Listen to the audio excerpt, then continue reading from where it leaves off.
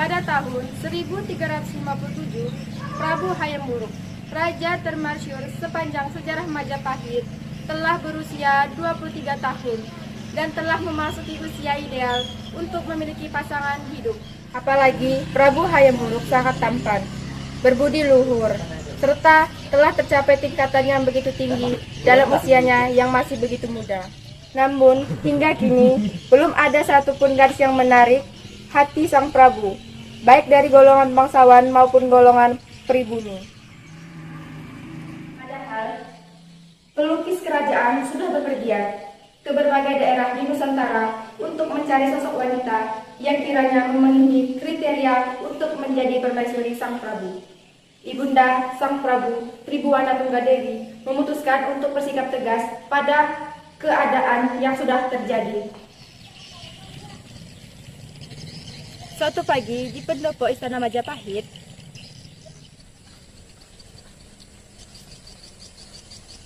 anakku, usiamu sudah 23 tahun. Apakah ini waktu yang tepat? Waktu tepat untuk apa, wahai Bunda? Tentu saja untuk mencari permaisuri untukmu. Seorang raja sudah tentu membutuhkan seorang pendamping.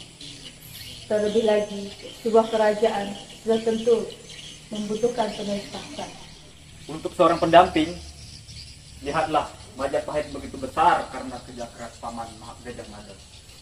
Akan tetapi Bunda, aku kerap kali merasa kesepian dan sedih. Oleh karena itu anakku, ibu sudah memanggil pelukis istana kita, Sungging Prabangkara. Seru Tribuana memanggil Sungging Prabangkara. Jeru gambar istana yang baru saja pulang dari berkeliling Nusantara mencari sosok gadis impian untuk dilukis. Sungging Prabangkara mendekat pada Sri Baginda dengan menyembah. Sungging Prabangkara memasuki pendopo.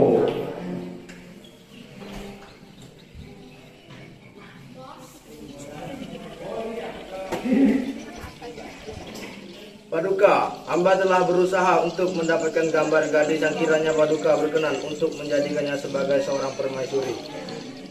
Tidak usah bersusah-susah seperti itu, Paman. Kalaupun jodoh nanti akan datang dengan sendirinya. Bolehkah aku lihat hasil lukisan Paman? Tentu, tuanku. Ini hasil karya hamba.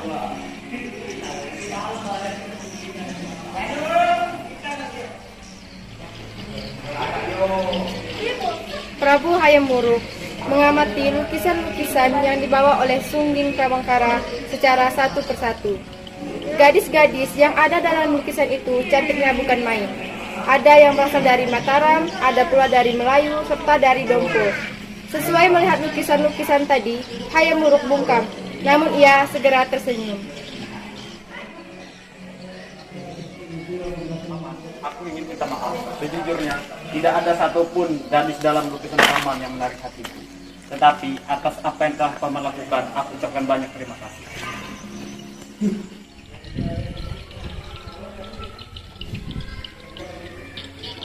Tak bisa begitu, Paduka. Hamba akan berkeliling Nusantara lagi, mencari gadis cantik untuk hamba lukis.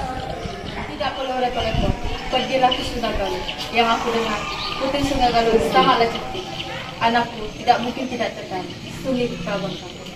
Pergilah ke Sunagalu. Siap ini juga. Akan kusertakan Gajah Enggon dan Patih Madu untuk mengawal. Baik, Ibu Suri. Hamba akan berangkat siang ini juga. Tolong cari Gajah Mada.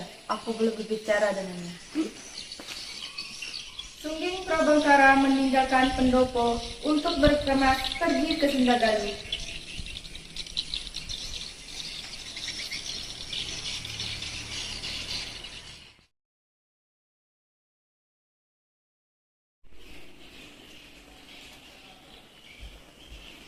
Hamba mengaturkan sembah kepada Tuan Putri. Ada apa yang suruh dimanggil hamba kemari? Ada yang minta pendapat Kakang Mahmadi. Utarakan saja. Gajah Mada, aku telah memerintahkan Patih Madu dan Gajah Enggon untuk mengawali kepergian Sungging Prabangkara ke Sunagalu siang ini. Bagaimana pendapatmu? Hamba tidak mengerti apa maksud Tuan Putri. Mohon Tuan Putri jelaskan dengan lebih rinci. Sejujurnya hamba kurang setuju apabila Putri Sunagalu itu akan dijadikan permaisuri. Sunda Galuh adalah satu-satunya wilayah yang belum mau menyatu dengan Majapahit. Padahal dari Sumatera hingga Maluku Utara, semua telah mengakui kebesaran Majapahit. Hamba telah memberikan waktu pada Sunda Galuh untuk memutuskan menyatu dengan Majapahit, atau hamba sendiri yang mengirim pasukan untuk menggilas mereka. Gajah, aku memintamu untuk tidak gegabah. Hamba telah memberikan pendapat. Maaf Tuan Putri, hamba tidak punya banyak waktu. Hamba undur diri.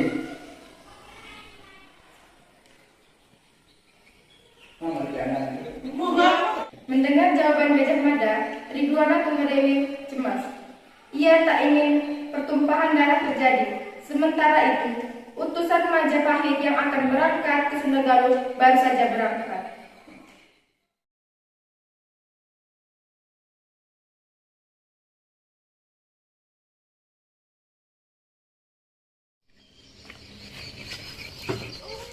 Aku akan melakukan perjalanan untuk mencari kecantikan.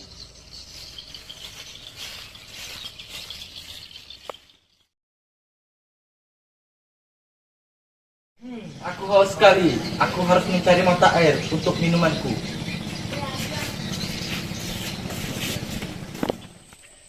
Wah, gadis mana ini yang bermain di atas danau ini? Wajahnya sangat cantik, sebaiknya kulukis. Di sana ada Tuan Putri yang sedang mandi. Sebaiknya aku menghentikan lelaki itu.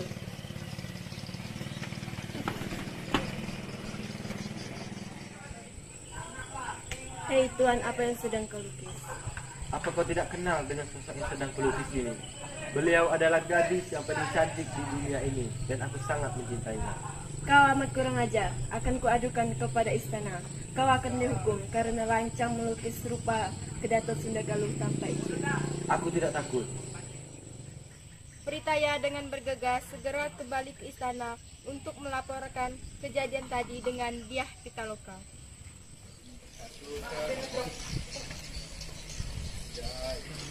Tuan Putri, ada seorang pria dengan lancang melukis rupa Tuan Putri di tepi danau.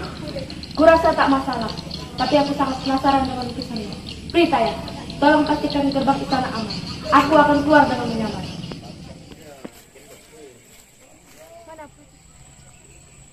Dia Pitaloka, aku mencintaimu. Kakang, ucapkan itu sekali lagi.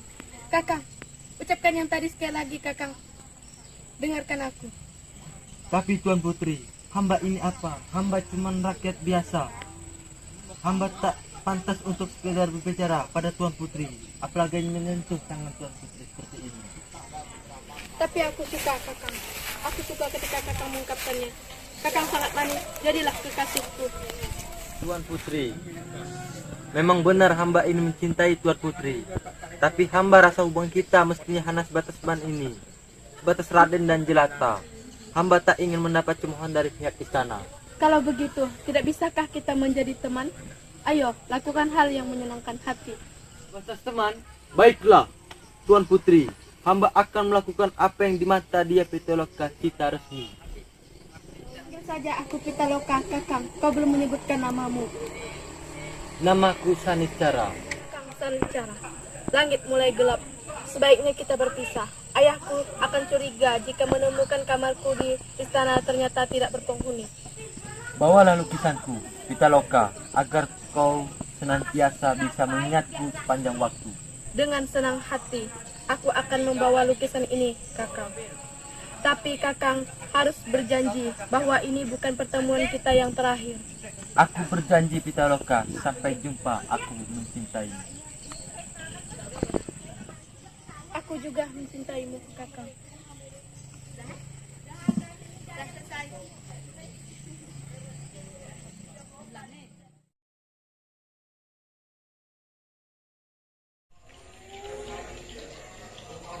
Bagaimana pertemuannya Tuan Putri?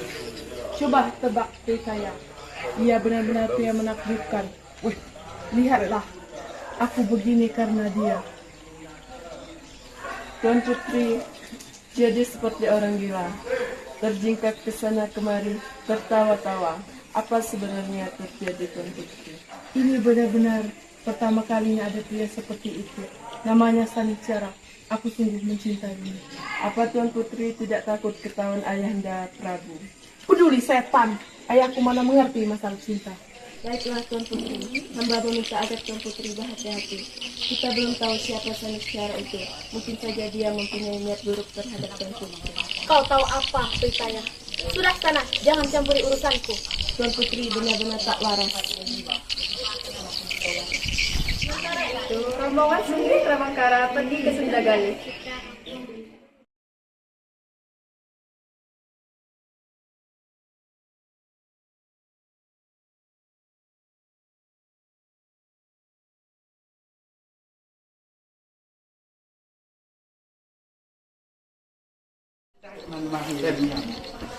Oh, jadi seperti ini rupanya negeri Sundagaluh. Sungguh indah sekali. Benar, bahkan aku sampai lupa dengan itu. Benar, tak kalah indah dengan gunung di Meru. Baiknya, kita langsung bertemu dengan raja negeri ini. Benar, ayo pergi.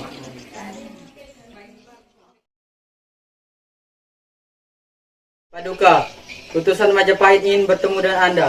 Silakan masuk untuk menghadap ke saya. Siap, Maharaja.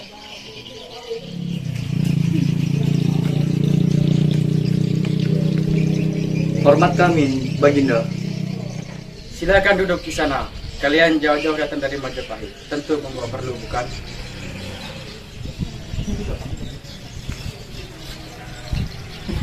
Kali yang mulia, kami diberi perintah oleh Sri Baginda Hayam Wuruk untuk melukis Diah Pitaloka. Oh, tentu saja. Boleh, silakan saja. Tak ada salahnya jika dicoba. Benarkan istriku? Iya, coba saja dulu. Mungkin akan baik ke depannya. Kami tidak akan melarang. Terima kasih yang sebesar-besarnya yang mulia atas keterbukaan yang mulia terhadap kami. Terima kasih yang mulia. Begini, Majapahit berharap agar Sundagaluh segera menyatu dengan Majapahit. Atau jika Sundagaluh tidak menghadapi, Majapahit akan bersikap keras. Baiklah, kami akan putuskan secepatnya. Tuan Putri memasuki ruangan. Salam Ayanda, salam Ibunda, salam paman-pamanku. Pitaloka, ini pamanmu dari kerajaan Majapahit ingin melukis wajahmu. Tak perlu susah-susah, Ayanda, paman. Aku punya satu gambar diriku di kamar. Ayanda ataupun paman boleh meminjamnya.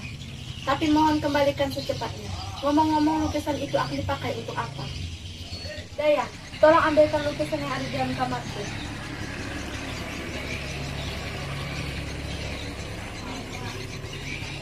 Ini lukisannya, Ayanda. Jujur saja, aku tidak tahu sejak kapan ada juru gambar yang luar biasa yang bisa melukis putriku dengan cara luar biasa. Pitaloka, bisakah kau meminta lukisan itu untuk datang ke istana? Baik, Ayanda. Ini gambar wajah putriku.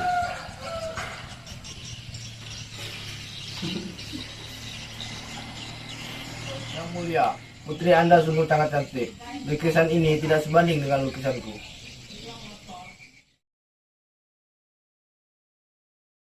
Pitaloka, kenapa tidak kau terima saja lamaran itu? Apalagi lamaran itu datang dari Prabu Hayam Wuruk, Raja Majapahit. Kau akan dijadikan permaisuri. Derajatmu akan naik. Lagi pula aku cemas jika penolakanmu itu akan dijadikan alasan untuk menyerang negeri kita. Aku sedang mempertimbangkan sesuatu itu. Sesuatu apa? Apa kau sedang memikirkan pria lain? Kelak ibu akan mengerti, namun tolonglah beri aku waktu. Baiklah anakku, pikirkanlah baik-baik.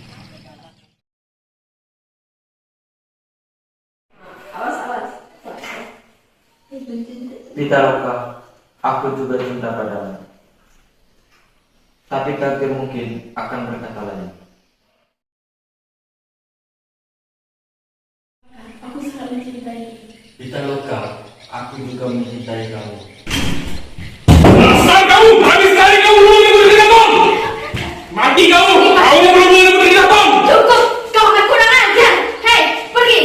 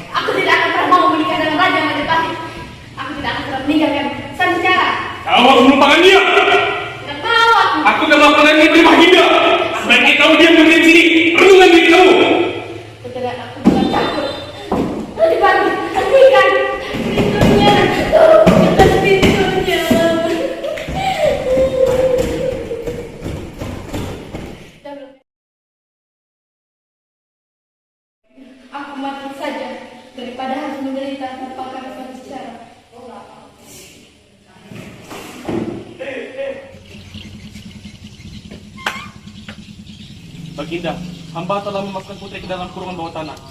Dan dia rupanya telah berhubungan dengan pelukis jahanam dari Ratu Selatan. Sebaiknya Anda menasihati sang putri. Baiklah Patiku, terima kasih atas kerjamu. Terima kasih yang mulia.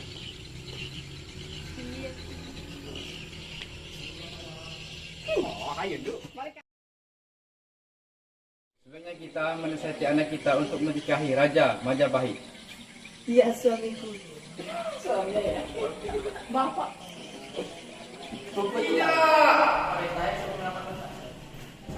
Tidak anakku. Tidak suamiku. Anak kita sudah meninggal. Tidak! Tidak! Baginda, maafkan hamba. Pati, gara-gara kamu anakku sampai bunuh diri.